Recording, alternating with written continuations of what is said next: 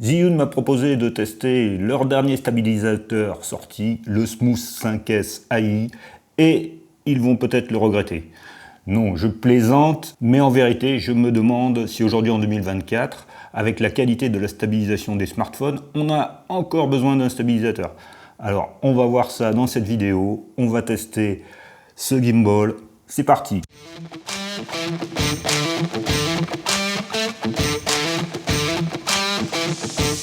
Bonjour et bienvenue sur Pixellight, je suis très heureux de vous retrouver sur la chaîne. Cette vidéo n'est pas une vidéo sponsorisée, mais Zhiyun m'a envoyé gratuitement pour pouvoir le tester, ce gimbal. Mais je vais tout de même vous donner mon avis objectif, l'objectif n'étant pas de vous faire acheter du matériel dont vous n'avez pas besoin. Je profite de cette vidéo pour passer un petit message qui n'a rien à voir. N'hésitez pas à acheter vos fruits et légumes chez vos producteurs locaux. Souvent, c'est pas plus cher. Parfois, c'est même moins cher et c'est bien meilleur. Et en plus, c'est sympathique. Alors, pour commencer, parlons du seul point faible réel que j'ai trouvé sur ce stabilisateur. Comme ça, on sera débarrassé. C'est les petites LED qui indiquent le mode de fonctionnement. Eh bien, ces petites LED, elles sont pas très lumineuses en pleine lumière en extérieur. Parfois, on a du mal à voir dans quel mode on est réellement. Certaines personnes pourront trouver que ce stabilisateur est un peu encombrant pour un stabilisateur de smartphone. Effectivement, ce n'est pas un tout petit mini stabilisateur. C'est un stabilisateur qui a l'ambition d'être d'une qualité un peu professionnelle, même s'il est tout en plastique. On a une sensation de qualité perçue qui est tout à fait bonne. Lorsqu'on a enlevé le petit trépied qui est livré avec, on a quelque chose qui n'est pas très encombrant tout de même et qui est relativement léger. Et je ne suis pas un monstre de musculature, et je peux facilement filmer la journée sans aucune fatigue avec un smartphone posé dessus. Aucun problème de poids. Pour ma part, je trouve même agréable qu'il soit un peu plus gros qu'un mini smartphone parce qu'on l'a bien en main. Le grip est excellent. Donc ça, c'est plutôt agréable. Et lorsque j'ai mis le mini trépied, je peux tout à fait le manipuler à deux mains si je le souhaite. Ici sur la face avant, on retrouve le bouton de mode qui va permettre de changer de mode. On retrouve aussi un joystick qui est assez gros et qui va être assez précis à manipuler. Je trouve ça assez agréable d'utiliser le joystick. Ici on a la molette qui va permettre d'accéder à certaines fonctions et qui va permettre aussi de régler le volume de la lumière, puisqu'il y a une lumière additionnelle sur ce gimbal, nous verrons ça plus tard. On a le bouton pour lancer l'enregistrement vidéo. Ensuite, on a la grosse molette qui permet de modifier l'inclinaison du smartphone lorsqu'on est dans l'appli Zhiyun, l'appli Zcam. Si on appuie une fois sur le bouton, on va modifier le zoom dans l'application. On peut changer le rapport de zoom et si on appuie une fois, on va verrouiller cette molette pour ne pas faire de modification intempestive. Et si on appuie une fois de plus, on revient à la modification de l'inclinaison. On a aussi éventuellement la possibilité d'accrocher des accessoires avec un petit filetage ici sur le côté, ça peut être bien pratique pour un micro, je ne sais pas, un disque dur, je ne sais pas. À l'arrière, on a la connexion USB qui va permettre de charger le gimbal et on a le bouton gâchette. A noter qu'on a ici sur le bras une connexion USB-C sur laquelle on va pouvoir brancher notre smartphone pour l'alimenter. Et là, on commence à avoir un premier élément de réponse à notre question. Est-ce que ça vaut le coup de filmer avec un gimbal aujourd'hui en 2024? On sait que quand on filme avec un smartphone, on va voir très souvent la batterie qui baisse à vitesse grand V. Là, ici, en se connectant à la batterie du gimbal, on va pouvoir prolonger la durée de prise de vue. Pour information, l'autonomie du gimbal, le gimbal tout seul, est de 24 heures environ. On va avoir 7 heures d'autonomie lorsqu'on va utiliser le tracker AI dont nous allons parler plus tard. Et seulement 2h20 d'autonomie, mais ça se comprend lorsqu'on va utiliser le système d'éclairage avec la lumière intégrée ici. Je vous passe les specs techniques, vous pourrez vérifier sur le site. On ne va pas passer du temps là-dessus. À noter que ce gimbal a besoin d'être équilibré en fonction de la taille de votre smartphone. On a ici une petite molette et on va pouvoir dévisser et simplement équilibrer ici pour que ça ne penche pas d'un côté ou de l'autre. Donc très facile, j'équilibre et je resserre la molette. Quand ça c'est fait, je peux l'allumer avec un appui long. Instantanément, il va se positionner et on va voir les modes. Donc par défaut, au démarrage, il est en pan follow, le pan follow qui va suivre lorsqu'on va faire un mouvement panoramique. Mode suivant, le mode lock, ici, va rester face à la caméra dans toutes les directions.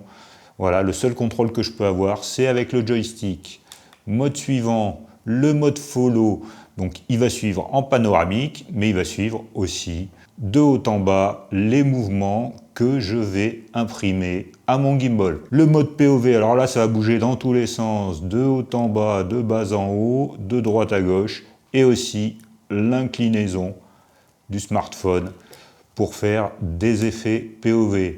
Et le mode vortex utilisable dans cette direction, je vais pouvoir tourner avec mon joystick et faire un effet vortex. Donc voilà, ce sont tous les modes qu'on retrouve en standard sur la plupart des gimbals. Avec une pression longue sur le bouton lumière, je peux allumer la lumière, je peux l'éteindre de la même façon. Avec la molette, je peux régler l'intensité de cette lumière. C'est un petit gadget qui va être surtout utile si on va filmer la nuit. De jour en plein soleil, ça risque de ne pas être suffisant pour contrebalancer un contre-jour. Si j'appuie 2 fois sur la gâchette, je vais réinitialiser la position. Si j'appuie 3 fois sur la gâchette, je vais passer en mode selfie. Et si je rappuie 3 fois sur la gâchette, je repasse dans le mode normal. Venons-en à la question, est-ce qu'un stabilisateur pour smartphone, aujourd'hui en 2024, c'est encore utile? Eh bien la réponse va être ça dépend. De plus en plus de prestations professionnelles, notamment pour les réseaux sociaux, sont réalisées tout simplement avec des smartphones.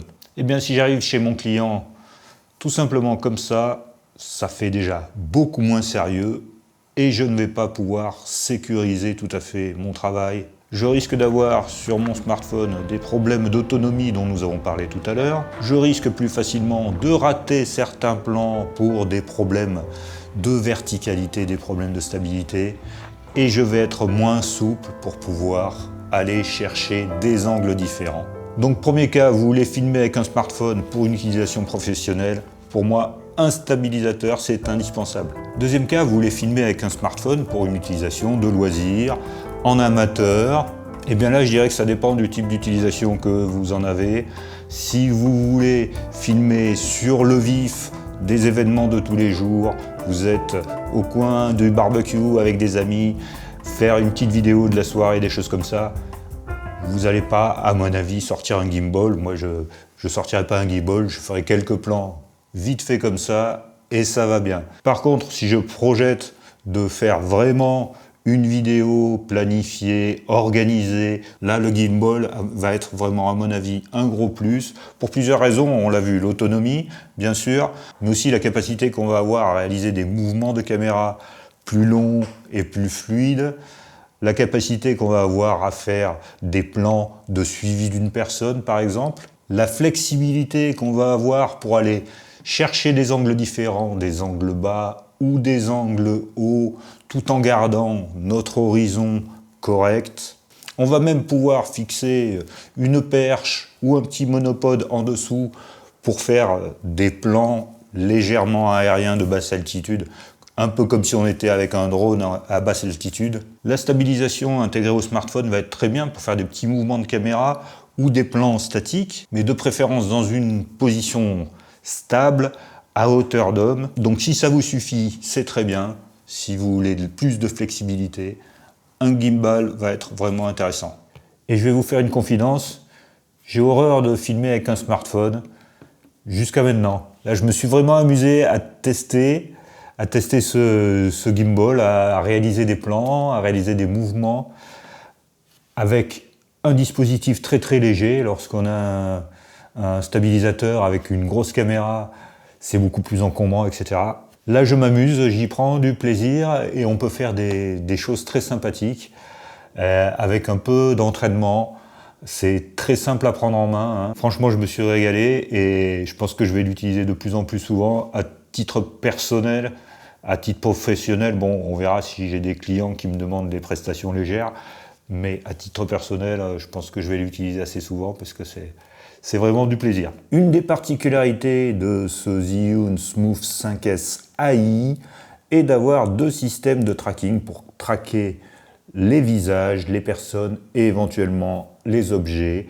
Donc le premier système passe par l'application de Zhiyun.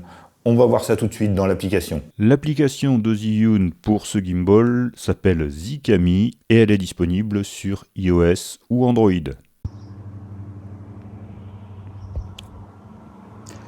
Dans l'appli Zhiyun, on peut passer au mode tracking. Le mode tracking, il suffit de dessiner un petit carré autour de ce qu'on souhaite traquer. Dans l'appli Zhiyun, ça fonctionne bien. On peut traquer aussi, grâce à ce mode tracking de l'appli Zhiyun, on peut traquer aussi des objets. On voit qu'on peut le mettre en bas, en haut. C'est quand même assez efficace. On peut faire un tracking latéral d'un visage et on peut traquer aussi des objets. Donc on va voir ça tout de suite, le tracking des objets avec cette appli Zhiyun. Alors quand je dis les objets, ça peut être aussi un bâtiment. On va sélectionner une partie du bâtiment et on va se déplacer et on voit que le tracking se fait, on suit le bâtiment mais ça fait un petit peu des saccades, ça me paraît pas terrible. On va voir ce que ça donne sur la vidéo tout de suite. Effectivement, c'est pas génial dans ce qui est là, le suivi est pas super. Et il va même s'afficher en rouge et s'arrêter. Mais j'ai fait un essai sur notre objet, sur une enseigne de l'Office du tourisme, et ça s'est beaucoup mieux passé. C'est beaucoup mieux la qualité du tracking.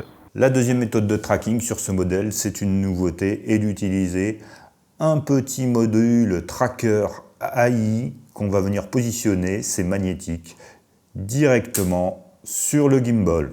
Le module Tracker AI se commande avec des gestes, donc le signe OK c'est pour démarrer le tracking, vous faites le signe OK, le tracking démarre, il y a une petite LED verte qui se met en route et ensuite on va passer en enregistrement avec un deuxième geste qui est le signe V. Pour démarrer l'enregistrement, il y a une petite latence, mais l'enregistrement démarre. Et là, la petite LED devient bleue. Le tracking est correct. On voit ici en vidéo et on voit que le suivi est correct sur 360 degrés, en haut, en bas. On va essayer de tromper le système en accélérant, en reculant, en avançant. Mais ce n'était pas possible de le prendre en défaut. Ça fonctionne pas mal, mais on voit que le cadrage n'est pas parfaitement maîtrisé. Je peux essayer de me mettre à peu près au centre de l'image, mais j'ai beaucoup d'air au-dessus de la tête. On dirait que le système essaie de mettre mon visage au centre du cadre, et c'est pas forcément ce que j'ai envie de faire. Voilà, j'ai arrêté de l'enregistrement avec le signe V.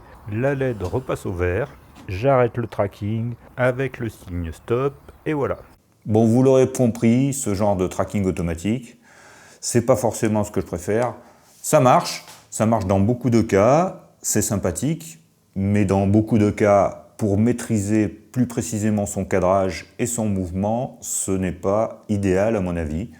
Donc dans certains cas, ça peut dépanner, mais dans beaucoup de cas, avec un petit peu d'entraînement pour maîtriser les mouvements de caméra, on obtiendra des résultats encore plus satisfaisants.